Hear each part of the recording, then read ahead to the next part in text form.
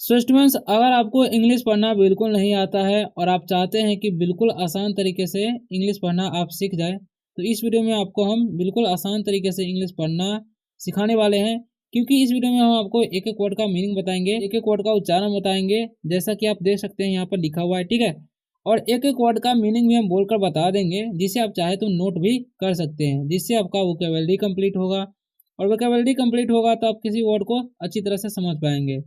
इससे क्या होगा कि आपको इंग्लिश से हिंदी करने में, यानी कि इंग्लिश टू हिंदी ट्रांसलेशन करने में कोई दिक्कत नहीं होगी। सो स्टूडेंट्स, ऐसा अगर आप लोग मेरे साथ रोज कर लेते हैं तो आपको कुछ ही दिनों में इंग्लिश पढ़ना आने लगेगा और आप आसानी से इंग्लिश पढ़ना भी सीख जाएंगे। अगर आप लोग वीडियो पर नए आए हो तो वीडियो को लाइक कर दीजिए और चैनल को सब्सक्राइब अवश्य कर लीजिए, ताकि आप आसानी से इंग्लिश पढ़ना सीख सके। अगर कोई डाउट हो वीडियो में तो आप कमेंट करके पूछ सकते हैं। तो चलिए वीडियो को स्टार्ट करते हैं। तो सबसे पहले हम जान लेते हैं कि आज का जो हमारा टॉपिक है वो क्या है, ठीक है। तो आज का जो हमारा टॉपिक है वो है द गोल्डन एग, ठीक है। यानी कि द गोल्डन एग यानी कि सुनहरा अंडा, या एक सुनहरा अंडा जैसे बोल सकते हैं, ठीक है। तो ये है हमारा स्टोरी। ओके, फर्स्ट लाइन पढ़ते हैं और आपको भी मेरे साथ पढ़ते रहना है, ठीक है। तो यहाँ पर लिखा हुआ है वंस, ठीक है। क्या लिखा हुआ है? Once upon a time. देखिए यहाँ पर हिंदी में लिखा हुआ है, इसका मतलब आप इसे देखकर भी पढ़ सकते हैं, ठीक है। A farmer had a goose that laid a golden egg every day. Okay, अब हम इसका मीनिंग जान लेते हैं, ठीक है। तो वंस मतलब होता है एक बार, वंस मतलब होता है एक बार, ठीक है। और अपॉन मतलब होता है ऊपर, ठीक है। ए मतलब होता है एक और टाइम मतलब होता है समय, ठीक है। ए मतलब एक होगा और फार्मर मतलब किसान होता है, और हेड मतलब थाते थी समझेंगे। ए मतलब एक होगा और गोश मतलब होता है बतख, ठीक है। दैट मतलब होता है वह, और लेड मतलब होता है दिया, ठीक है, देना होता है। ए ए मतलब एक, गोल्डन मतलब होता है सुनहरा, एक मतलब अंडा, एवरी मतलब होता है प्रत्येक, डे मतलब दिन। यानी कि हम क्या करेंगे, इन सभी का मीनिंग जान लेंगे, ठीक है। पहले मिटा देते हैं, इन सभी का हम मीनिंग जान लेते हैं। ओके, तो यहाँ पर लिखा हुआ है, देखिए, वंस अपॉन ए टाइम यानी कि एक समय की बात है या एक बार की बात है, ऐसे बोलेंगे, ठीक है।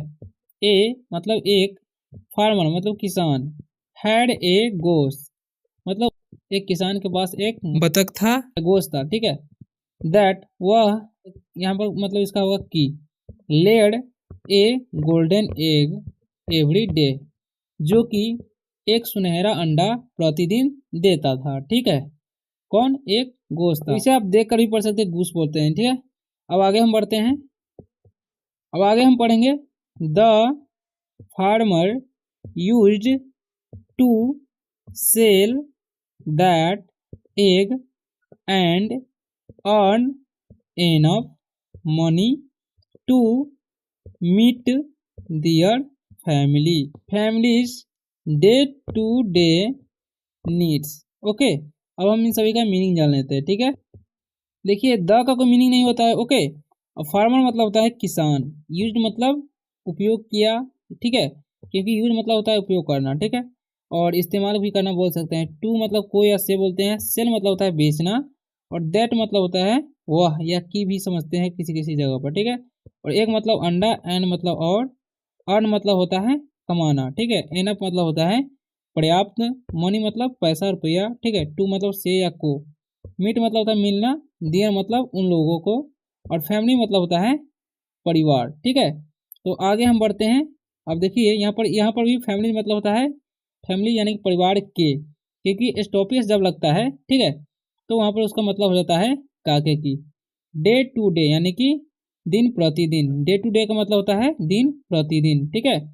नीड्स मतलब होता है आवश्यकता या जरूरत। ओके, अब हम इसका इंग्लिश टू हिंदी ट्रांसलेशन कर लेते हैं, ठीक है। क्या कर लेंगे? इंग्लिश टू हिंदी ट्रांसलेशन कर लेते हैं। Okay, the farmer use to sell that egg and earn enough money to meet their families day to day needs. Okay, तो इसका मतलब होगा यानी कि इसका मतलब होगा किसान अंडे का, यानी कि किसान उस अंडे को रोज बेचता था, ठीक है, एंड और earn enough money to meet their families, और अपने दिन प्रतिदिन अपने फैमिली को आवश्यकता को पूरा करता था, जरूरतों को पूरा करता था। कौन? वह आदमी, ठीक है, किसान। अब हम आगे पढ़ेंगे, लिखा हुआ है one day the farmer thought, ठीक है, that if he could get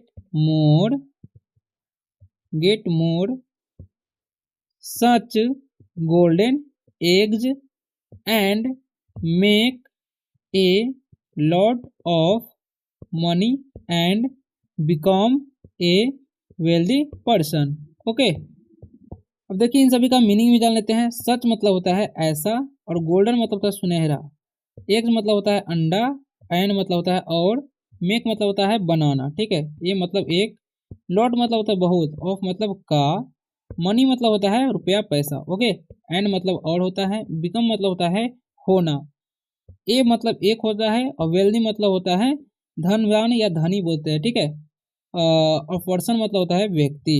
okay, अब देखिए और भी वर्ड है जिन्हें हम जान लेते हैं। तो यहाँ पर लिखा हुआ है वन, वन मतलब एक होता है, डे मतलब दिन, यानी कि एक दिन, ठीक है, द फार्मर, फार्मर मतलब किसान, थॉट मतलब सोचा, क्योंकि थिंक मतलब सोचना होता है, ये वर्ब का दूसरा रूप है, ठीक है, दैट मतलब वह, इफ मतलब होता है अगर, ही मतलब वह, कुड मतलब सका, गेट मतलब होता है पाना या मिलना, ठीक है, मोर मतलब ज्यादा, ठीक है।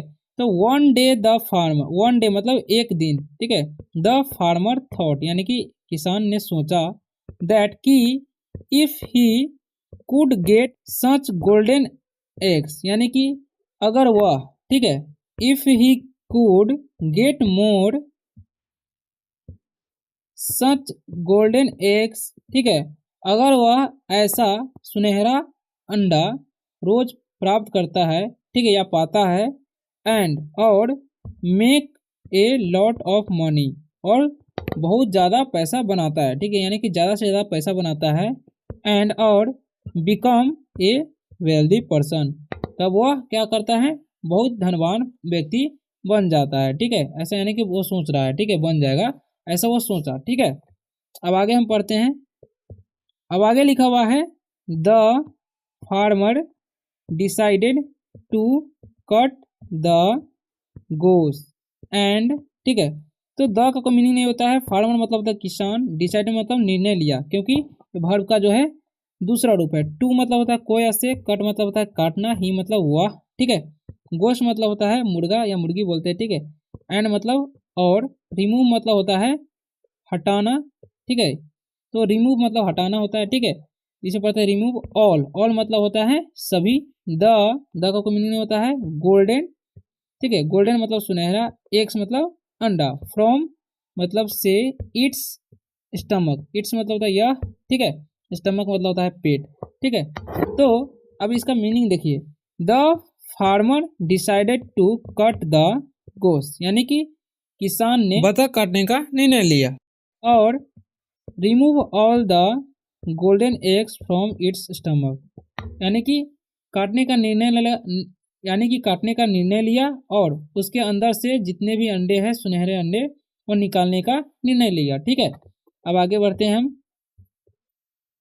एज सुन एज, ठीक है, दे किल्ड द बर्ड, ठीक है, एज मतलब होता है जैसे, सुन मतलब होता है जल्दी, एज मतलब जैसे, दे मतलब होता है वे लोग, किल्ड मतलब मार दिया, क्योंकि वर्ड का दूसरा रूप है, ठीक है, द का कोई मीनिंग नहीं होता है, वर्ड मतलब पक्षी, ठीक है, एंड मतलब और, ओपन यानी कि खोला, द गोश, ठीक है, यानी कि गोश्त बोलेंगे, ठीक है, द का कोई मीनिंग नहीं होता है, गोश्त मतलब होता है बतख, ओके, क्योंकि स्टॉपेज लग रहा होता है तो काके की समझते हैं हम, ठीक है, तो ये बात आपको ध्यान रखना है, ठीक है। तो अब आगे बढ़ते हैं, देखिए स्टमक, स्टमक मतलब होता है पेट, ओके, तब हम इसका मीनिंग जान लेते हैं, ओके। तो यहाँ पर लिखा हुआ है देखिए, as soon as they killed, यानी कि जैसे ही वह, as soon as they killed the bird, यानी कि जैसे ही वह पक्षी को मारा, ठीक है, एंड और ओपन द गोश्त स्टमक, और उस बतख का पेट खोला, okay, they found no eggs, ठीक है। दे मतलब होता है वे लोग, फाउंड मतलब पाया, क्योंकि वर्ब का दूसरा रूप है, ठीक है। फाइंड मतलब पाना होता है, ठीक है। नो मतलब नहीं, एग्स मतलब अंडे, ठीक है। यानी कि एग्स मतलब अंडे, सॉरी एग्स नहीं पढ़ना है, इसे एग्स पढ़ना है, ठीक है। क्योंकि जब भी जी के बाद, डबल जी के बाद एस रहता है तो उसका चांस ज हो जाता है इसका, ठीक है, ध्यान रखना। दे फाउंड नो एग्स यानी कि उसे कोई अंडा नहीं मिला, यानी कि उसने कोई अंडा नहीं पाया, ठीक है। अब आगे बढ़ते हैं। अब इसमें लिखा हुआ है the foolish farmer realised they had destroyed, ठीक है, डिस्ट्रॉय बोलेंगे, ठीक है, डी साइलेंट शायद, और डी साइलेंट है, okay. Their last resource out of greed, ठीक है। अब इन सभी का मीनिंग क्या होगा वो हम जान लेते हैं, ठीक है। तो पहले हम इस सभी का मिटा लेते हैं, ओके, और उसके बाद हम मीनिंग जान लेंगे, ओके। अब देखिए यहाँ पर लिखा हुआ है, देखिए तो यहाँ पर लिखा हुआ है द का कोई मीनिंग नहीं होता है। पुलिस मतलब होता है मूर्ख, फार्मर मतलब किसान, रियलाइज मतलब एहसास किया, क्योंकि ये वर्ब का दूसरा रूप है, ठीक है, पास्ट में चला जाएगा। दे मतलब वे लोग, और हैड मतलब थाते थी, और डिस्ट्रॉयड मतलब होता है बर्बाद किया, ठीक है। डियर मतलब उनके या उन लोगों के होता है। लास्ट मतलब अंतिम। रिसोर्स मतलब होता है रिसोर्स मतलब होता है क्या, देखिए रिसोर्स मतलब होगा स्रोत, ठीक है, ठीक है। सोर्स मतलब स्रोत होता है, रिसोर्स मतलब वही स्रोत ही बोलेंगे। आउट मतलब होता है बाहर, ऑफ मतलब का, क्लीन मतलब होता है लालच, ठीक है।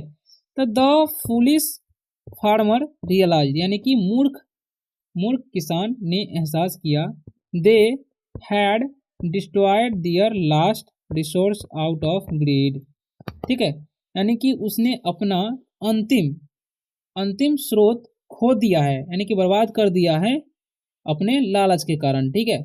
तो आशा करता हूँ कि आप लोगों को ये वीडियो जो है बहुत ही अच्छा लगा होगा। अगर वीडियो अच्छा लगा है तो वीडियो को लाइक कर दीजिए और चैनल को सब्सक्राइब अवश्य कर लीजिएगा, ताकि आप आसानी तरीके से इंग्लिश पढ़ना सीख सकें। सो स्टूडेंट्स, आज हम कुछ अलग तरीके से पढ़ाने का ट्राई किए हैं।